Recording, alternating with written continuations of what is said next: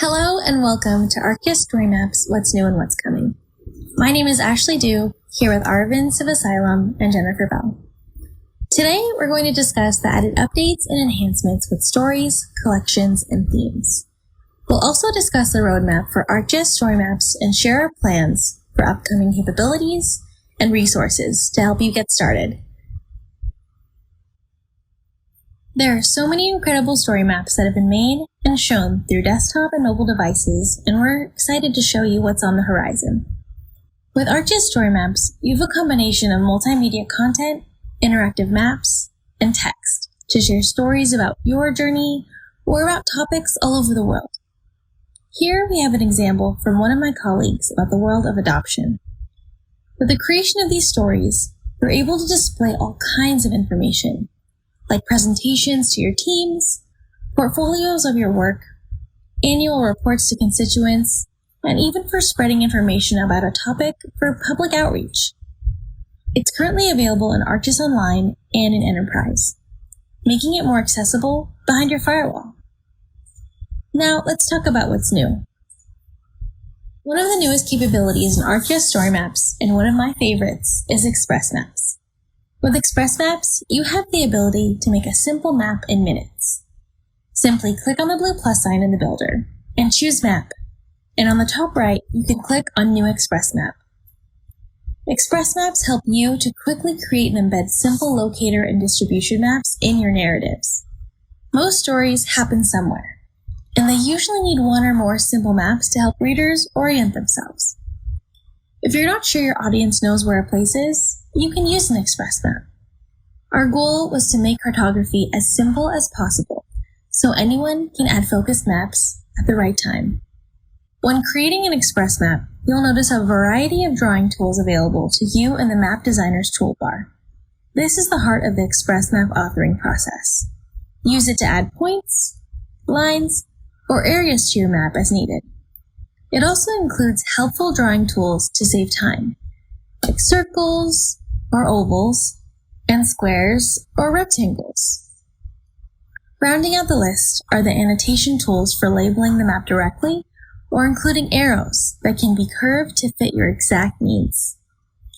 The things that you draw will automatically appear in the Drawn Features panel on the left side of the map. Your readers won't see this panel. It is there so you can rename the features in the map, fill out your pop-ups, change the color of points, lines, or areas, or delete them. This entire experience, when creating an Express Map, can all be assembled in just a few minutes, displaying a beautiful yet simple map for your readers.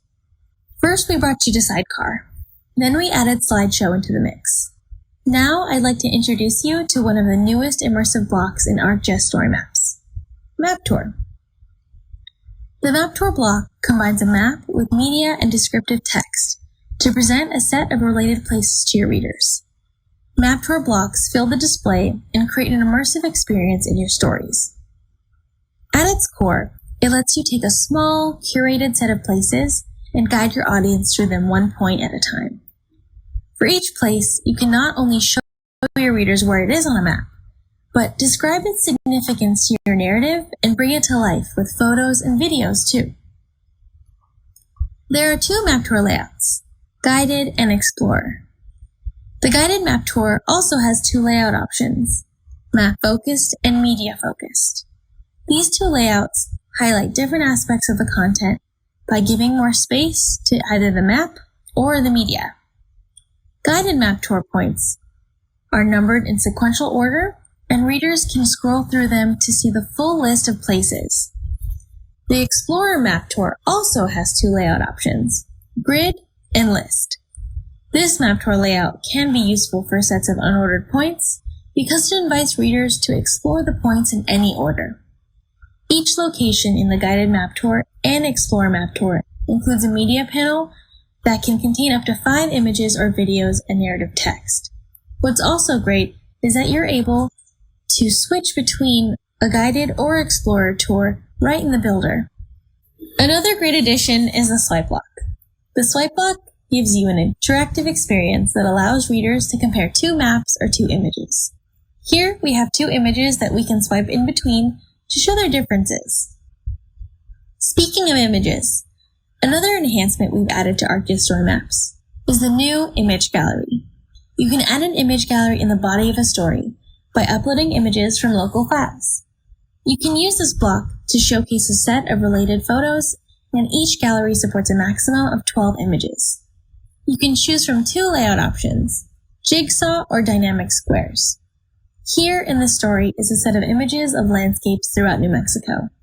On top of having a way to display your images so easily, you can also add alternative text to each of these images to make it more accessible to your audience. Many accessibility features, such as keyboard navigation and acceptable text color contrast, work without any effort from the author. Authors now also have the ability to set the language of a story. This helps web browser translation tools and assistive technologies work as expected in more situations. A story will broadcast its language to the web browser, so it has the information needed to translate the story into a reader's preferred language, if needed. Assistive technologies like screen readers are also able to detect the story's language so it can be read in the proper voice and accent. To immerse your audience even more, you can add audio to the story from a local file or embed it using a link or embed code from an audio hosting service. You can add audio in the body of the main story and in sidecar narrative panels. Hosted audio platforms, such as SoundCloud, are supported by the Embed Content Block option. One of the newest and exciting additions to ArcGIS StoryMaps, and currently in beta, is the timeline block. You can add a timeline to illustrate a series of chronological events. You can choose from 2 layout options, waterfall and single side. You can add the time or date, description, and an image for each event in the timeline block. You can also reorder the events in the timeline and add or delete events in the block. You can even add a spacer to indicate extended periods of time between the events. On top of all of this, you can collaborate with other members of your organization when writing and publishing stories and collections. These workflows follow the actions allowed by the standard rules and permissions in ArcGIS. Administrators can edit, publish, update sharing, and delete your stories and collections. Members of groups with update capabilities can edit, duplicate, and publish your stories and collections, but they cannot change the sharing settings, unpublish, or delete them. Now that we've seen all the new enhancements of stories, Aravind will talk about what's new with collections. Thanks, Ashley. That was really exciting to see some of the new storytelling capabilities that we've added to the story builder in ArcGIS StoryMaps. This is probably a good time to remember that stories are not the only way to share and present work to your audience. In August 2019, we added a new feature called Collections, which is also a part of ArcGIS StoryMaps.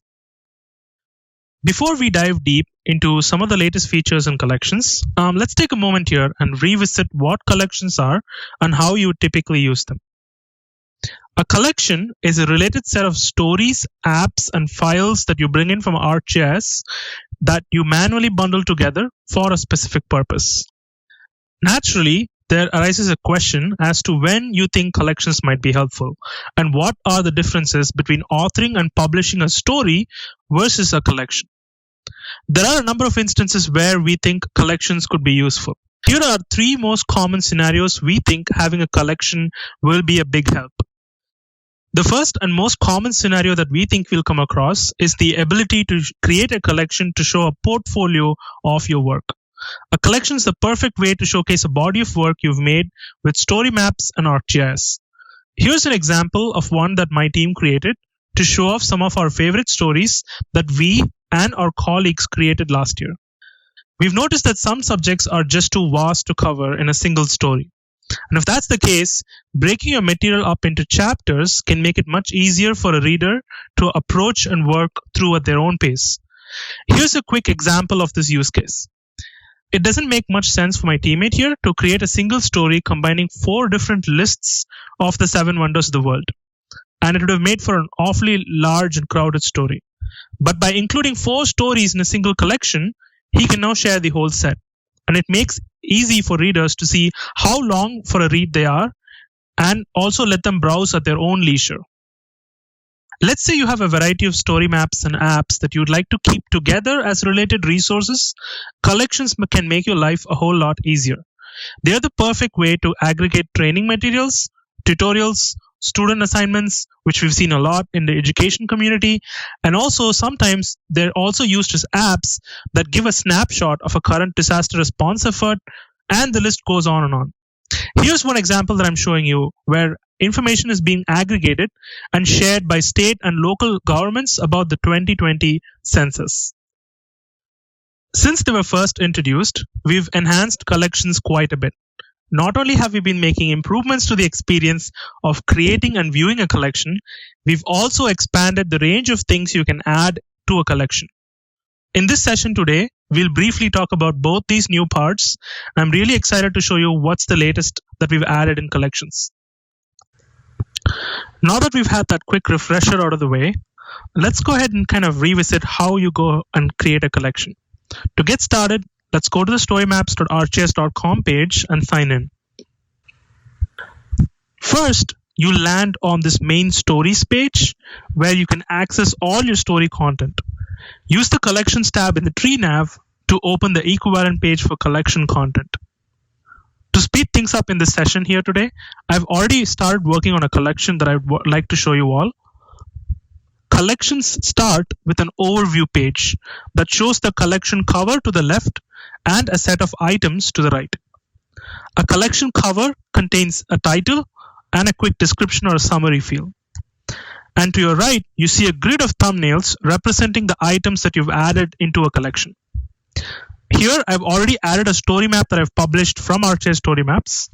So let's go ahead and add some more items into this collection to just show you how easy it is to do so. At a high level, here are some of the things you can add into a collection. There are stories that you've published using ArcGIS StoryMaps.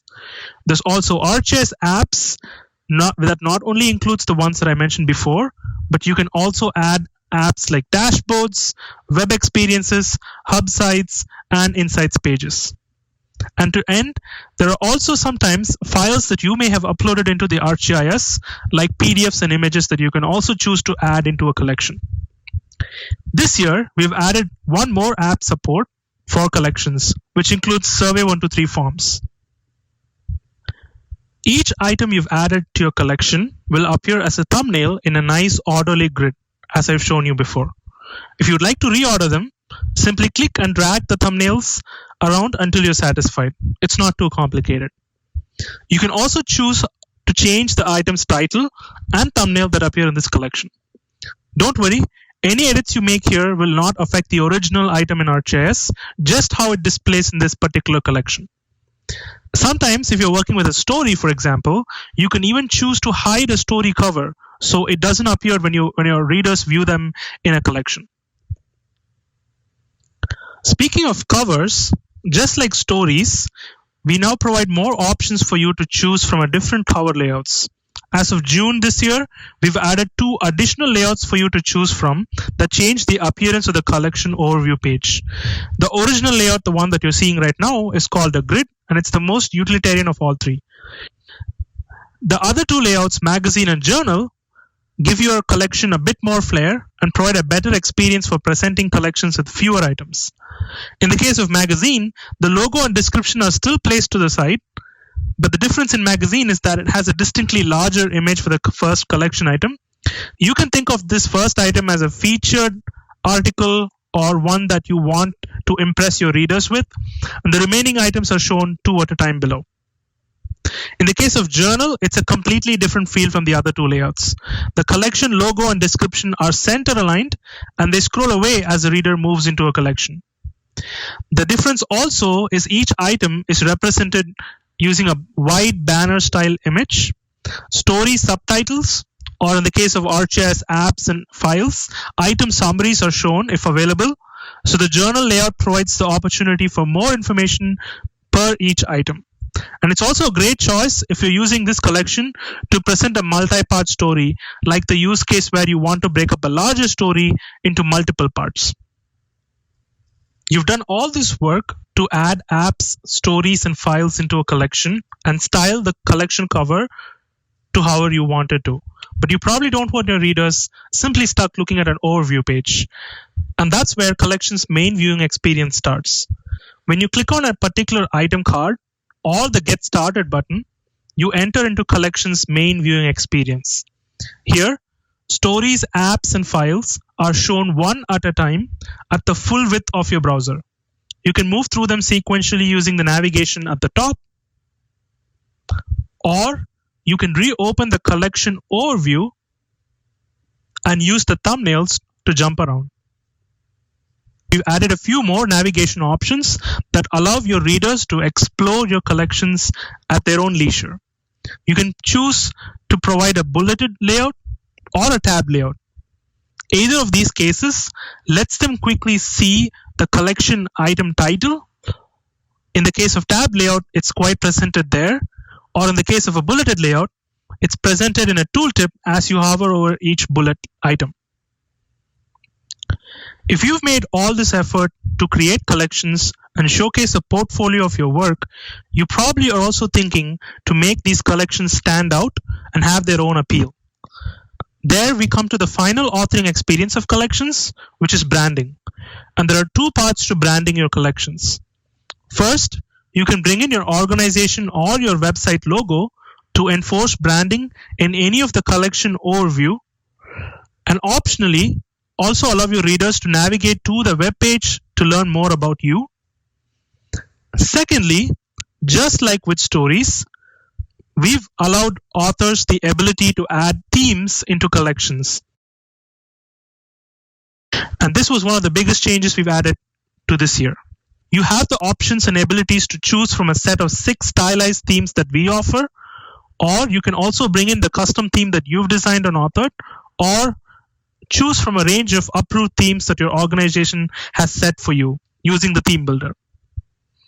Now that we've finished authoring a collection, there are a few steps left before your collection is ready to be shared to your readers. First, you want to make sure that the collection that you've authored plays well on all device formats. We've provided a quick and easy multi-device preview that lets you view this collection in multiple different device formats very easily.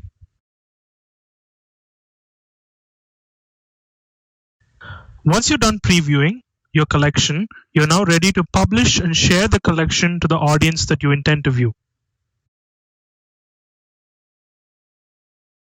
Let's now talk about some of the new features and enhancements we've added to the theme builder in ArcGIS StoryMaps. If you were following along the journey of ArcGIS StoryMaps for the last 3 years, you would have remembered that in its inception, you had to make a choice from 6 pre-cooked design styles for your stories with a limited selection of font pairings for headings and text. Our theme builder was created in June last year with one single goal: to give your stories and collections a distinctive look and feel, and to better align with your organization's branding. To create themes with the new theme builder, you need to first navigate to the themes page. There are 2 ways of doing that within the app. The first option is to use the profile or avatar menu, which is available when you're signed in to the ArcGIS StoryMaps app. And you can simply choose the My Projects option. And from there, you'll end up with the stories content by default. You can choose the themes from the tree nav, and that lets you then create a new theme from there. Or the other way is simply if you're inside the story builder. You can choose the design panel, scroll to the theme section, and click the Manage hyperlink within the theme section. And this takes you to a themes page in a new tab. Let's go ahead and get started with the theme builder.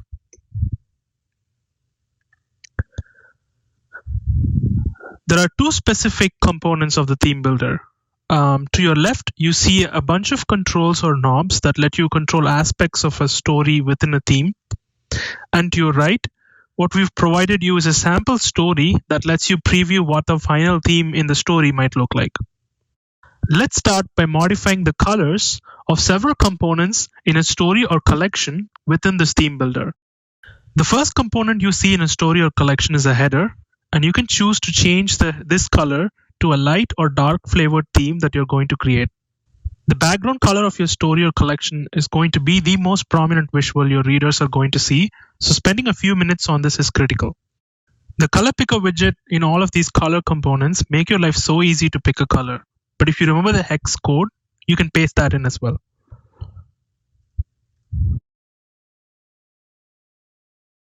If you're looking to set a unique look and feel for different content blocks in your story, then designating an accent color should do the trick for you.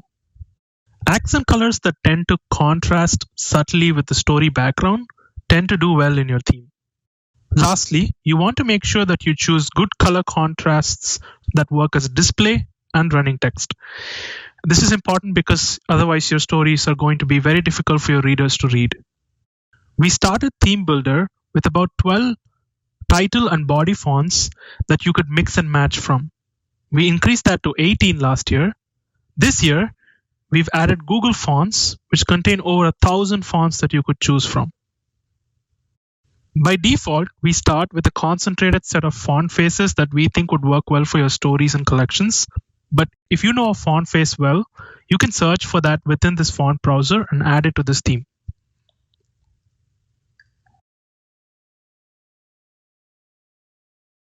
Once you've added a Google font into your theme, it's really easy to reuse that for other types of text as well.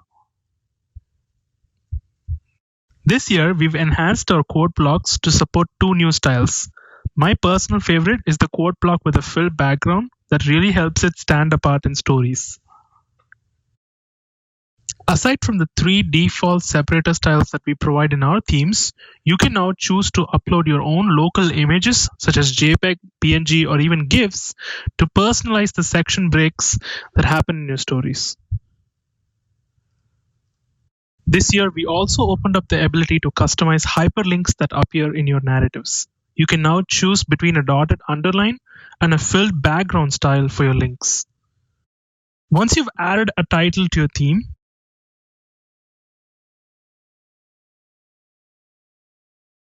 the next step is to publish and share the theme, just like stories and collections. When you publish a theme, it gets published and shared publicly. When a theme has completed publishing, it's now ready to be applied to stories and collections. In the Theme Builder, we've provided a quick and easy way for you to create a new story using the theme that you've just published. With that, we've now come to the end of the section where you now know how to author a theme, publish it, and then apply it to stories. When the Theme Builder was launched last year in June, we started off with the ability for storytellers to author themes that were only used for their personal use. As of March 2021, organizations now have the ability to make a set of approved themes available to all members of the organization. This makes it really easy for all your colleagues to access and use the latest on-brand themes for their stories. Let's see how you can create a set of approved themes that are available for all members of your organization.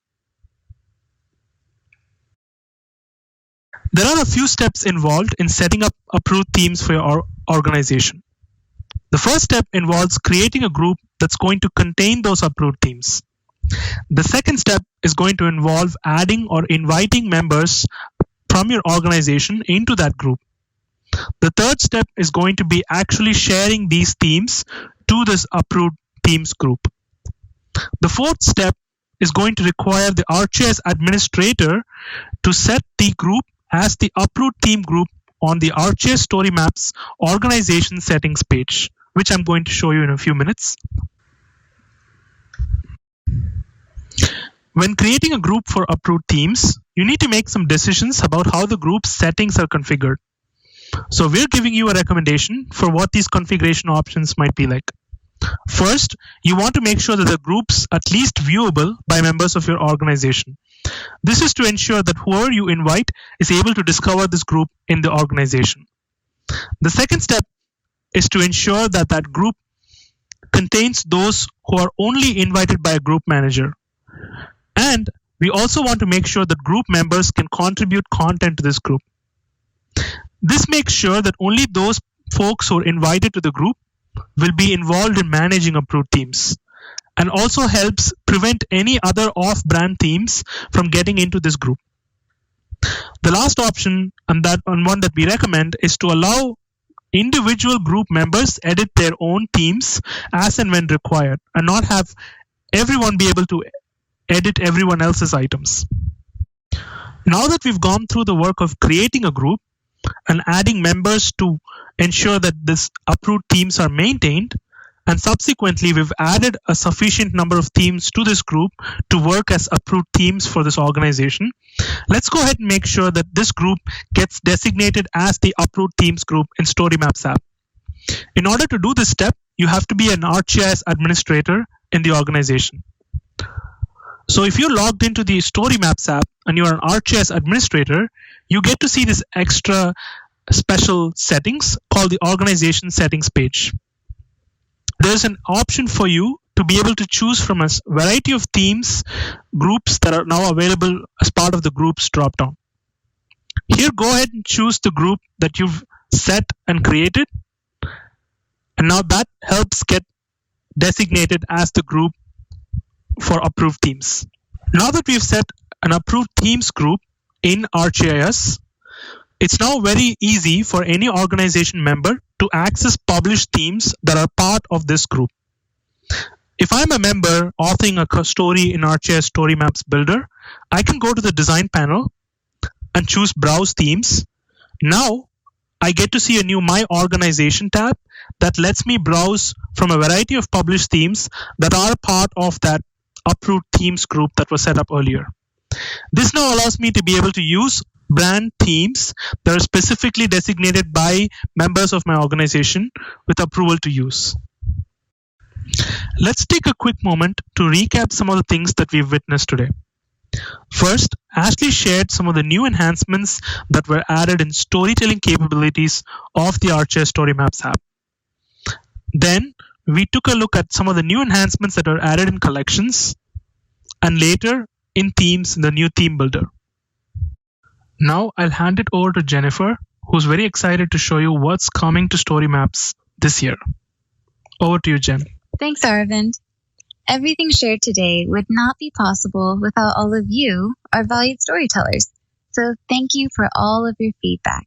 It really does help us shape our product roadmap. So on that note, I'm excited to share with you a little sneak peek of what's coming to ArcGIS StoryMaps. On the StoryMaps team, we have amazing designers, product engineers, and developers who are working on enhancements to help you, our story authors and readers, 1, explore stories, 2, add content like images and videos to your stories, and 3, create beautiful maps that support your narrative. There are a lot of capabilities we have planned, and here are just a few that I think you'll enjoy. So let's start off with the first category of enhancements, ways to improve story exploration. Many of you have asked for a story gallery to explore curated stories for inspiration. Currently, you can view a set of stories on the StoryMaps website. You can see featured storytellers and browse stories by topic. However, the albums of stories do not update that often.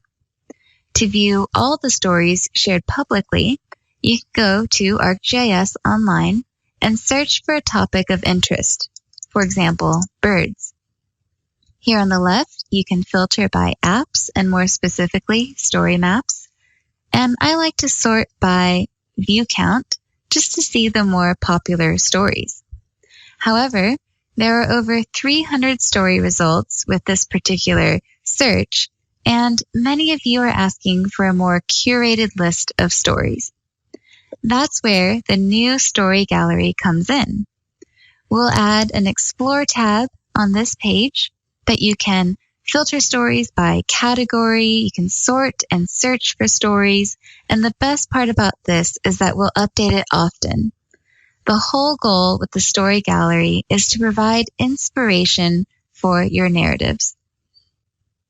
Another enhancement we're working on to improve story exploration is the time it takes to read the story. The cover will show the time in minutes to read the story, which is very helpful when deciding which stories to read. It's also helpful for authors. If your story, for example, takes over half an hour to read, it might be a good indicator to break up the story into, say, 3 different stories and place them all in a collection. Next, I'll share some enhancements we're working on related to adding content to your stories. And I'll start off with the most important content type, your text. We want to make it as easy as possible for you to add, edit, and rearrange your text. And to do this, we'll need to update our text editor so that you can do even more with your text. For example, you'll be able to add superscripts and subscripts, which is a big request from the academic and research world. You'll also be able to select multiple paragraphs of text and easily drag and drop to rearrange it. You'll also be able to decrease the amount of space between the text blocks by using Shift and Enter. If you paste in a URL, it'll automatically turn into a hyperlink. You'll be able to add nested, numbered, and bulleted lists, and so much more. A completely new content block that we're adding is the table block. Currently, we see authors creating a spreadsheet, taking a screenshot of it, and saving it as an image, then uploading the image of the table screenshot to the story. The problem with this is that it takes extra time and effort, and the tables no longer match your story whenever you change the theme. With the new table block, you'll be able to add simple tables, which can be a powerful storytelling tool. For example, this story shows the top 10 largest wildfires in California. The table is modern and sleek and always updates to match your story's look and feel. Tables are also great for accessibility. Interactive tables support keyboard navigation and screen readers as opposed to static screenshots of tables.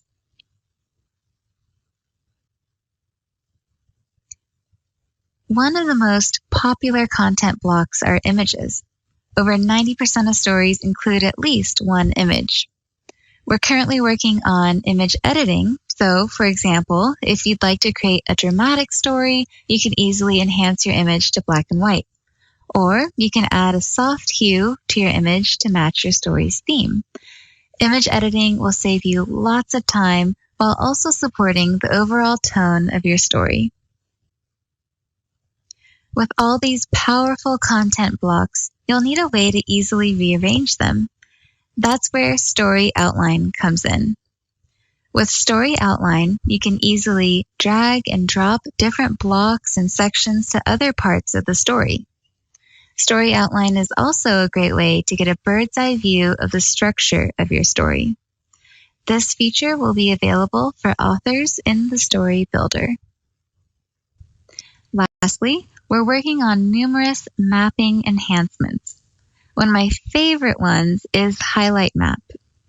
In the Express Map, you'll be able to search for a country, region, or other area of interest to create a simple yet elegant locator map. With the new updates to the JavaScript API, we can now use layer blending and effect to create highlight maps. So let's see this in action with a few different countries, such as India, Thailand, and Cambodia.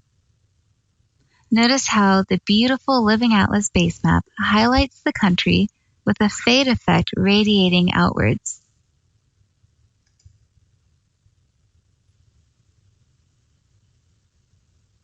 With Express Maps, you'll also be able to view locations in 3D. Mountains can come to life with a 3D view, and you can easily add paths and points up the mountain. Or you can zoom out for a global view and add drawings here as well. Express Maps are great for small locator maps, to highlight important areas of interest, to show a route, or just to sketch what's inside your mind. The last mapping enhancement I'd like to share with you are map tour drawings. Just like you can with Express Maps, you'll soon be able to annotate your map tours. For example, you might want to draw arrows from point to point and call out the starting location.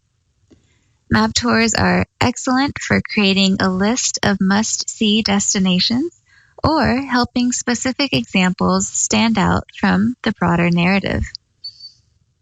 I hope you're excited for what's coming to ArcGIS StoryMaps in the realm of exploring stories, adding content, and creating maps.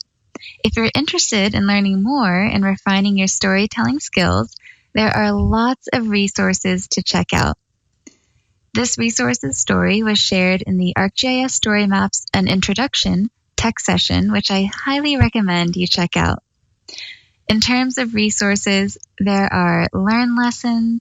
We have a release every 2 weeks, so check out the StoryMaps blog to learn more about the newest updates. The Esri community is a great place to add ideas or ask questions. There are lots of ways to get inspired. One of my favorites is the StoryMaps Live webinar, where we get to highlight storytellers all around the world, and you get to stay updated on all things StoryMaps. I highly recommend checking out the new storyteller user type to open storytelling up to the rest of your organization. And if you haven't made the switch from the classic StoryMaps template to the new ArcGIS StoryMaps, now is definitely the time to do so. For the latest news, follow ArcGIS StoryMaps on Twitter and on Instagram, and subscribe to our monthly newsletter. Check out esri.com/storymaps for additional overview, inspiration, and resources. So you just heard what's new with stories, collections, and themes, and you got a sneak peek into what our development team is working on for this year. Thank you so much for your time and interest today. We really appreciate all of you. So now let's turn it over to Q&A.